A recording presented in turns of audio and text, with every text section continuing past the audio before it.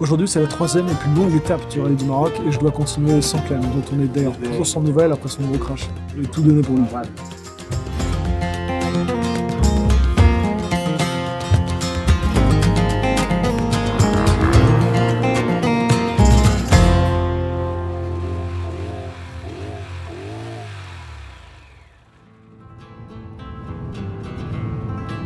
Ça fait bizarre parce que du coup j'ai personne à emmerder le matin, tu sais.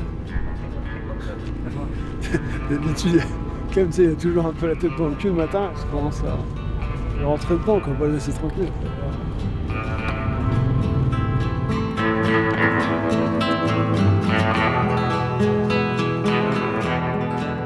J'étais au Médic hier pour mes cervicales et j'entends le Clément Dumais. Oh yo putain, bah, ça y est. Je pense que la première journée qui était longue, qui a fatigué un peu parce qu'on est parti tôt, tout ça, elle n'était pas très dure techniquement et physiquement, mais ça a déjà puisé dans les réserves.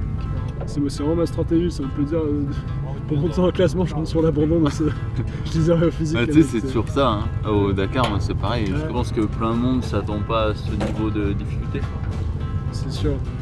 Bon, allez les gars, moi je vais vous dire force pour les allers-retours médias parce que les vidéomans aussi, c'est la course pour eux.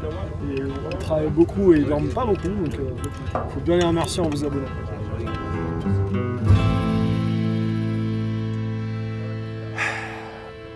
Bon les petits potes, ça fait bizarre hein, quand tu t'arrêtes pour pisser sur la piste et que t'as personne qui vient te dire bah là on se traîne la table. Non, je vous avoue que cette journée sans Clem, tu vois, pas le capteur Avito, ça a fait chelou. Mais je suis content parce que j'ai réussi à rouler plus fort tout en restant à 80% de ce que je sais faire.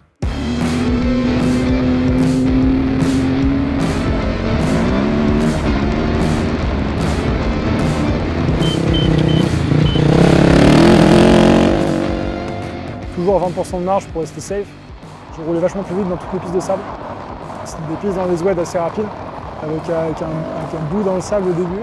Et ça m'a refait un peu mon début de journée parce que j'ai remonté 5-6 mecs qui se prenaient la bite un peu dans les pistes de sable. Les pistes de sable, elles sont assez proches de celles qu'on a au Portugal dans la texture du sable, tu vois, les petites herbes et tout. Donc on avait bien bossé ça et typiquement, tu vois, dans les herbes à chameau, c'est que des trous, tu vois. Et du coup là, c'est vraiment c'est un truc qui peut attaquer le physique et vite te mettre en surchauffe.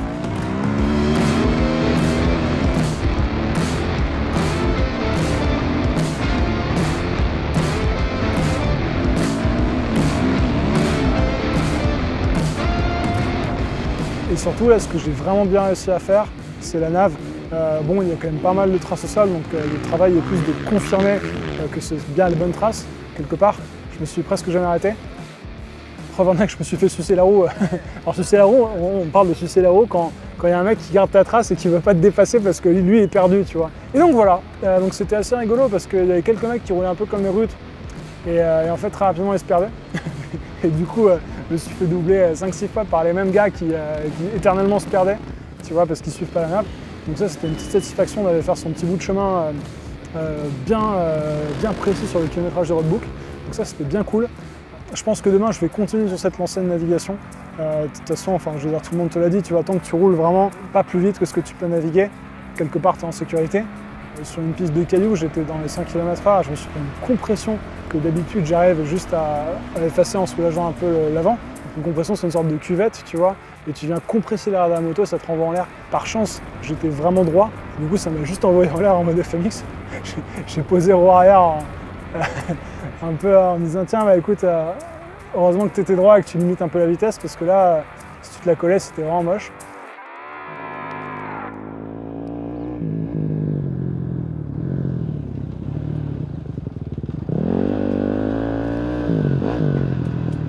Et donc voilà, j'ai vu mes copains de la vidéo team, la vidéo Dream Team d'ailleurs, au ravito. J'étais bien content de les croiser.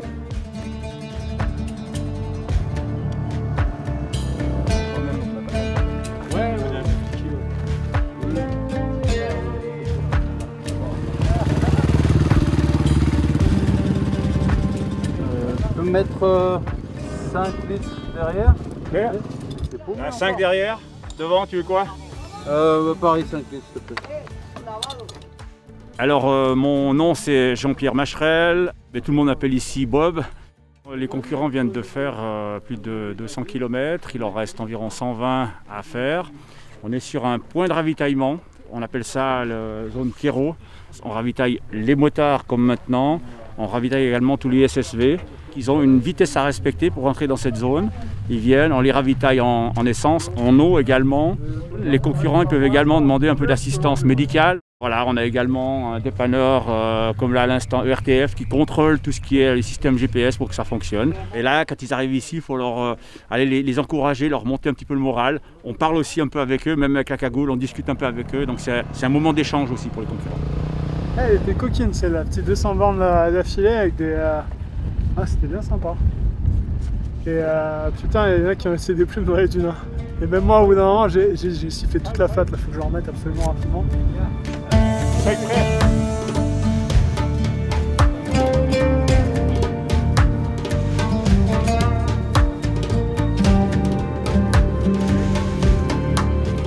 Bon, il me reste 10 minutes. Pas que je traîne.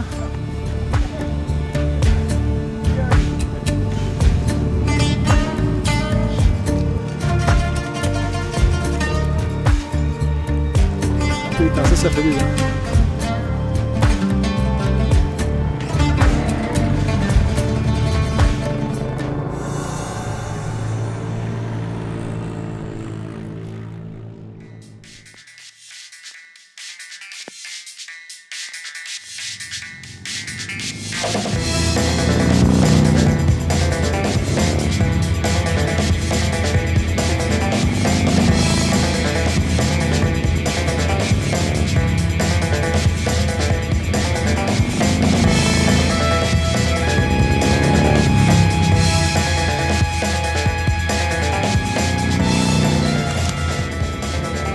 Une belle portion d'une aussi, donc là il fallait pas faire n'importe quoi et en fait les dunes il faut vraiment la jouer stratégique. Si tu es bien lucide sur tes waypoints, bien lucide sur tes caps, ça se passe relativement bien. Quand je dis cap, ça veut dire que tu arrives à un endroit précis encore dans le GPS, un waypoint, cap, tu vois c'est en degrés, donc aller cap 35, tu vois. Et donc là tu regardes cap 35 et tu dis ok bah, c'est par là et je vais essayer de naviguer dans les dunes tout en gardant la direction. Si tu restes bien sur ton cap, tu devrais arriver à la prochaine coordonnée GPS qui t'enverra sur une autre direction, tu vois. Et du coup, c'est comme ça que tu navigues dans les dunes. Et donc là, j'ai vraiment pris du plaisir aujourd'hui.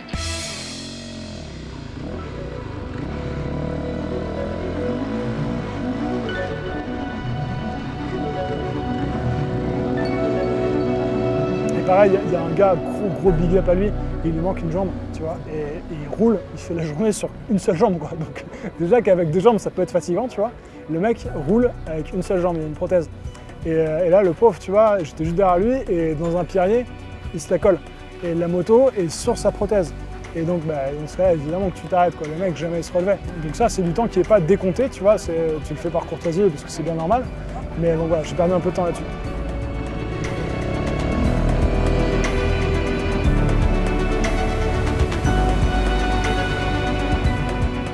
En fait, tu vois, genre chaque jour, j'ai un peu un guide spirituel qui me revient, tu vois, quand je roule. Et aujourd'hui, tu vois, j'ai pensé à Cyril Després sur toutes les portions en cailloux rapides, tout le travail des jambes, tu vois, des appuis pour aller vraiment garder de la vitesse en virage, vraiment plaquer la moto dans la courbe.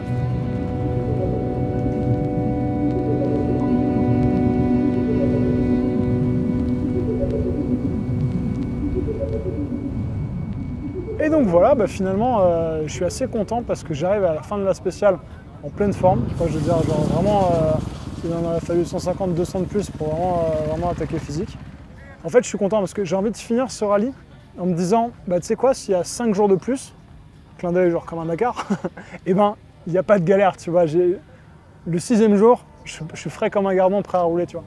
Donc, voilà les petits potes, plutôt content de la journée, et j'espère qu'on aura vite des nouvelles de Clément. Ah voilà. Je suis comme ça à poil depuis 24 heures, j'ai même pas de chaussures, je marche pieds nus dans l'hôpital. Faut que je prenne mes affaires, faut que je fasse le compte de tout.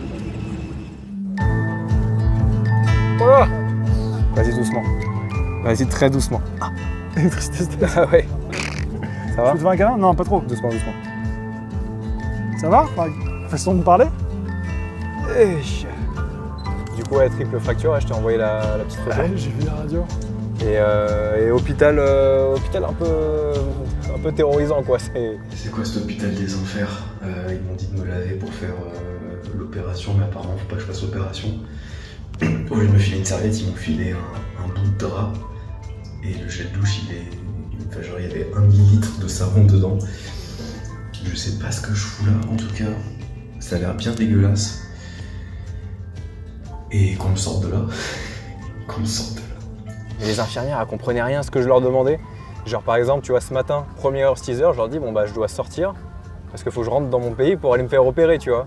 Et ils m'ont fait poireauter jusqu'à 15h, donc je prends mes affaires, je commence à me barrer. La meuf, elle me court après en mode revenez ici, il faut payer. Je fais mais vous êtes en discussion avec l'assurance, qu'est-ce qu'ils vont me raconter, tu vois. J'ai hâte de rentrer me faire opérer, là je pense que je partirai demain dans la nuit. Parce que là j'ai 6 heures de route vers un aéroport. Ok. Ensuite j'ai 2h30 d'avion. Ensuite j'ai 1h30 de route. Et là je suis à l'hôpital. Et du coup après urgence, donc pareil, si j'ai de la chance je me fais opérer demain soir. Tu leur as raconté la chute Non, mais non, vas-y, du coup, vas-y, raconte-nous, c'était quand, il s'est passé quoi? Ouais, j'étais en sortie des dunes là, c'était vachement bien, je les prenais en diago, je m'arrêtais en haut, je faisais attention.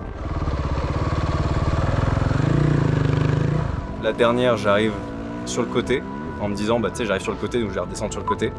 Sauf que j'arrive vol plané, et en fait, avec cette histoire de cheville niquée, je pouvais pas sauter de la moto. Donc je me suis dit, je vais rester dessus et je vais encaisser la réception. Et en fait non, sur la réception ça m'a projeté, je suis tombé en bas et la moto aussi, et à un moment où elle me touche, elle m'écrase, là je... Et là je tourne la tête et je vois la moto qui s'était tankée, qui fait ça. Et t'as pas pu te... Impossible, j'étais sur le dos. Ah.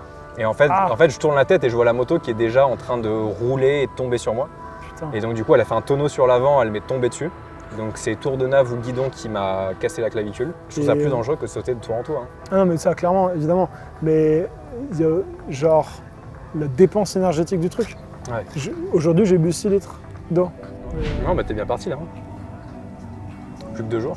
Inch'Allah. Bon j'aurais aimé finir avec toi quand même, c'est ça pour le Et prochain. je pourrais même pas en plus t'attendre sur la ligne d'arrivée, je vais devoir rentrer. C'est bien normal que tu rentres, mec, t'inquiète. Mais ouais, ce fut court mais intense. J'espère que tu vas les régaler. Maintenant que j'ai tout donné pour la vidéo, à créer des rebondissements à chaque épisode. Là, tu nous as fait du storytelling de malade. Tu viens ici, t'as vraiment le bon avant-goût, tu vois. Ah bah, j'ai eu la full expérience. Eh, 2 jours encore. Hein. Donc, pas de Non, je suis... Les amis, c'est donc la fin de cette vidéo. Je suis bien content d'avoir récupéré mon Clem, même s'il est un peu amoché, ça fait plaisir de voir, frérot. Et bah, pensez bien à vous abonner pour savoir si je me suis fumé, finalement, dans ces 2 derniers jours.